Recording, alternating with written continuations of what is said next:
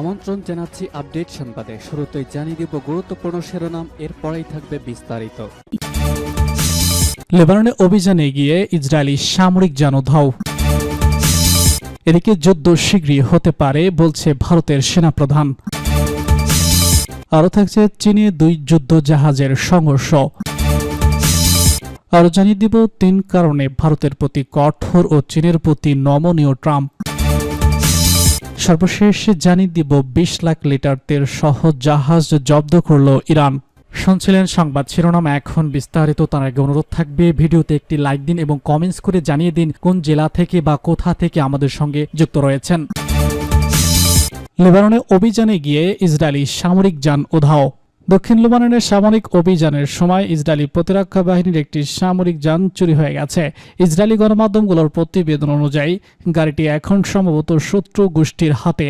যদিও সেই শত্রু গোষ্ঠী হিজবুল্লাহ কিনা তা পরিষ্কার করেনি।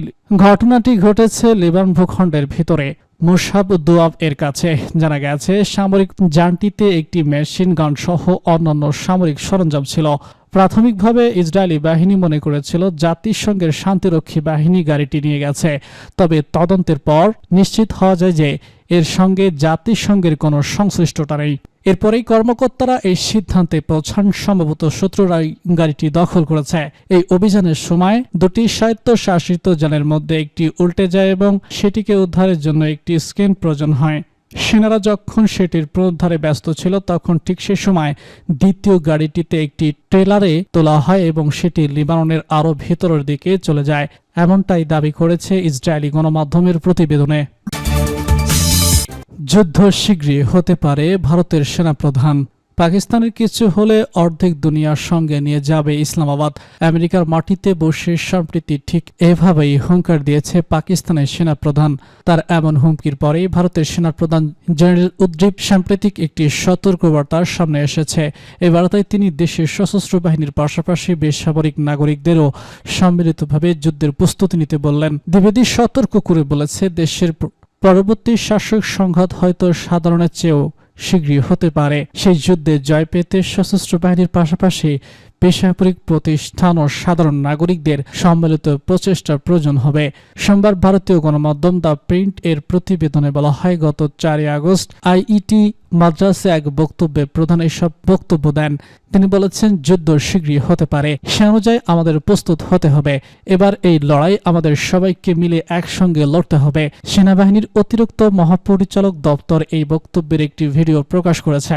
ভিডিও তাকে বলতে শোনা যায়, ভবিষ্যতের নিরাপত্তা নিশ্চিত করতে সেনা সদস্য, বিজ্ঞানী, শিল্প খাত, শিক্ষাঙ্গন এবং নাগরিক সবাইকে সম্মতিভাবে কাজ করতে হবে। কোন দেশের নাম উল্লেখ না করেই তিনি সতর্ক করেন, আগামী সংঘাতে শত্রুপক্ষ হয়তো একা নয় বরং অন্য কোনো দেশের সহায়তাও পেতে পারে।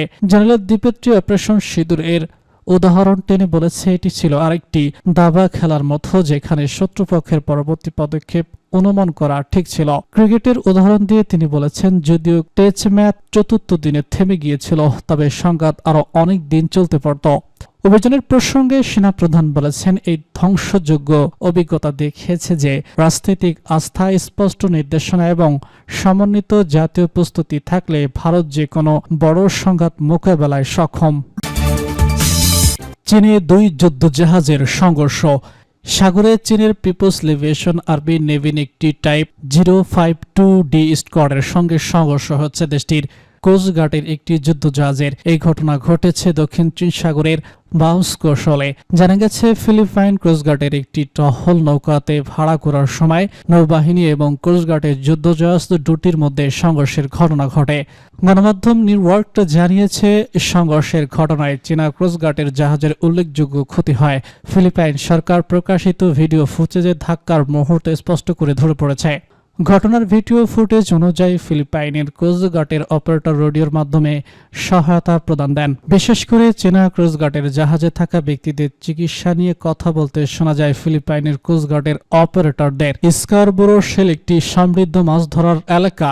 ফিলিপাইন এই এলাকায় মালিকানা দাবি করে, জানিয়ে বহুদিন ধরেই চীনের সঙ্গে দেশটির বিরোধ চলছে। 2016 সালে হেগেল আন্তর্জাতিক সালিসি আদালতে চীনের প্রায় পুরো দক্ষিণ চীন সাগরের মালিকানার দাবি খারিজ করলেও বেইজিং তা মানতে অস্বীকার জানায়। ফিলিপাইনের কোস্টগার্ড ও মৎস্য বিভাগের একটি যৌথ মিশন স্থায়ী জেলেদের জন্য সরঞ্জাম এবং খাদ্য পৌঁছে দিতে গেলে চীনের কোস্টগার্ড এবং নৌবাহিনী তা আটকানোর চেষ্টা করে। স্কারবোরো সেল থেকে প্রায় 10.5 নটিক্যাল মাইল দূরে চীনার কোস্টগার্ডের CCG 3104 এবং গাইডেড মিসাইল ডিস্করের পাইপলাইনের ছোট্ট জাহাজকে ঘিরে ফেলার চেষ্টা করে। ভিডিওতে দেখা যায় CCG 110 ফুট দ্রুত গতিতে BRP এর পিছু ধাওয়ার পরে পানির কামান ছোড়ে, এরপর হঠাৎ ডান দিক দিয়ে ঘুরে এসে সরাসরি এর সাথে ধাক্কা খায়। এতে কোস্টগার্ড জাহাজটির সামনের অংশ মারাত্মকভাবে ক্ষতিগ্রস্ত হয় এবং সেটি অচল হয়ে পড়ে। 3 কারণে ভারতের প্রতি কঠোর এবং চীনের প্রতি নমনীয় ট্রাম্প। মার্কিন প্রেসিডেন্ট ডোনাল্ড ট্রাম্প নিজেকে শক্তিকামী প্রেসিডেন্ট হিসেবে আখ্যা দেন। তার দাবি, মার্কিন প্রশাসন বিশ্বজুড়ে নানা সংঘাত নিরসনে ভূমিকা রেখেছে।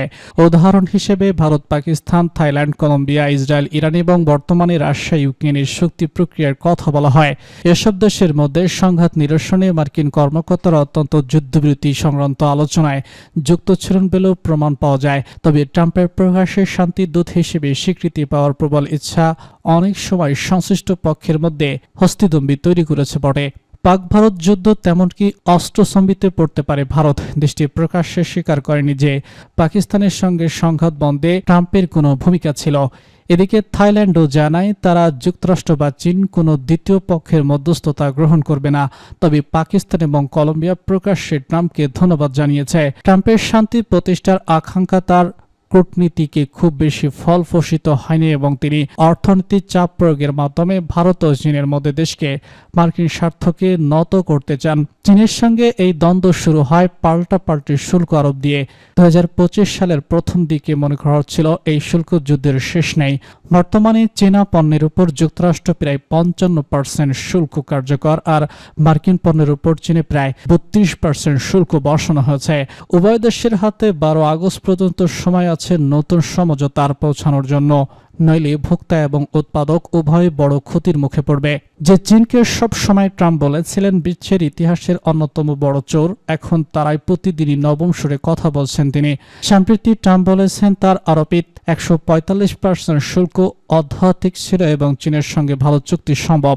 এবছর মে, জুন, জুলাই মাসে মার্কিন অর্থমন্ত্রী স্কট এবং চীনের প্রধানমন্ত্রী হে লিভ লন্ডনে একাধিক বৈঠক করেছেন। মে মাসে তারা 90 দিনের শুল্ক যুদ্ধের চুক্তিতে পৌঁছান এবং পরবর্তী আলোচনায় উভয় পক্ষের সম্ভাব্য ছাড় ও বিনিময় শর্ত নিয়ে আলোচনা হয়। ভারতের ক্ষেত্রে চিত্র একেবারে উল্টো। যুক্তরাষ্ট্র 50% শুল্ক বসিয়ে স্পষ্টটাই কড়া বার্তা দিয়েছে। এর মধ্যে প্রথম 25% এসেছে ভারতের বাজার আমেরিকান পণ্যের জন্য যথেষ্ট উন্মুক্ত নয়, বিশেষত দুগ্ধ, মাছ এবং কৃষি পণ্যে। এই অভিযোগে বাকি 25% শুল্ক এসেছে রাশিয়া থেকে তেল আমদানি অব্যাহত রাখার শান্তি হিসেবে। প্রথম শুল্ক কার্যকর হয়েছে 7 আগস্ট, আর 27 আগস্টের মধ্যে সমাধান না হলে বাড়তি শুল্ক কার্যকর হবে। 20 লাখ লিটার তেল সহ জাহাজ জব্দ করল ইরান। ইরানি জলসীমায় 20 লাখ লিটারের বেশি চোরাচালান করা জ্বালানি সহ একটি ট্যাঙ্কার জব্দ করেছে দেশটির সামরিক বাহিনী। এই ঘটনায় 17 জন বিদেশি নাগরিককে আটক করা হয়েছে। ইরানের সীমান্তরক্ষী বাহিনীর commander brigadier general Ahmed Ali জোদানি জানান, সোমবার ইরানের জাক বন্দরের কাছে এই অভিযান চালানো হয়।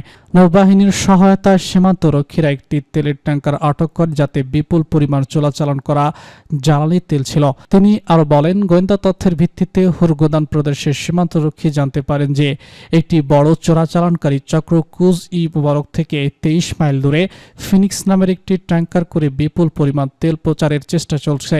ট্যাঙ্কারটি দ্বিতীয় কোনো দেশের পতাকা ব্যবহার করেছিল।